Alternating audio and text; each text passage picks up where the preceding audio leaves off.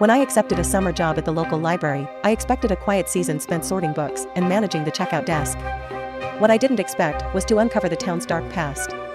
The library was an old building, its stone walls thick and worn, the scent of aged paper permeating the air. I quickly settled into my routine, cataloging dusty volumes in the archives.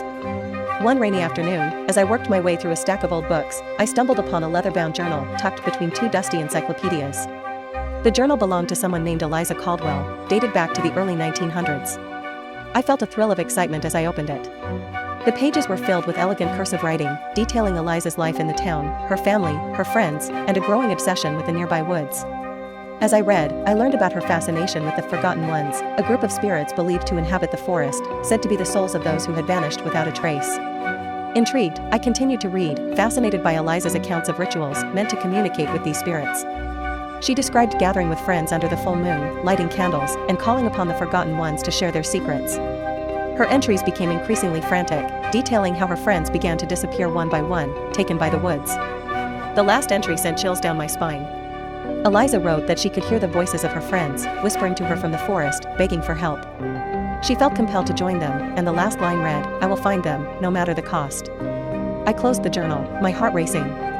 The woods were just outside town, a place I often walked to clear my mind. But now, the thought of them filled me with dread. Later that evening, curiosity tugged at me. I decided to take a walk through the woods, a foolish decision fueled by Eliza's haunting words. The sun was setting, casting long shadows among the trees as I ventured deeper. I wandered for what felt like hours, the trees growing denser, the air thick with an eerie silence. The feeling of being watched pressed on me, but I pressed on, drawn by an inexplicable urge. As I reached a small clearing, I noticed something odd, a circle of stones arranged on the ground, similar to what Eliza had described in her journal. Against my better judgment, I stepped into the circle. The air shifted, growing colder, and I felt a strange energy coursing through me. It was as if the woods were alive, whispering in a language I couldn't understand. Panic gripped me as I realized I wasn't alone. Figures began to materialize in the shadows, translucent and ghostly, their faces twisted with longing. They reached out to me, their mouths moving silently, as if begging for release. I stumbled back, heart racing, but the circle seemed to hold me captive. "Help us," I heard the whispers, the same words Eliza had written.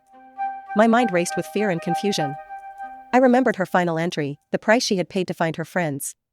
With a surge of adrenaline, I broke free from the circle and sprinted through the woods, branches clawing at my arms as I fled. The whispers grew louder, echoing in my mind, urging me to come back, to join them. Finally, I burst out of the trees, gasping for breath, and stumbled into the safety of the library. I slammed the door shut, locking it behind me. My heart pounded as I sank to the floor, trembling. The next day, I returned to the journal, desperate for answers.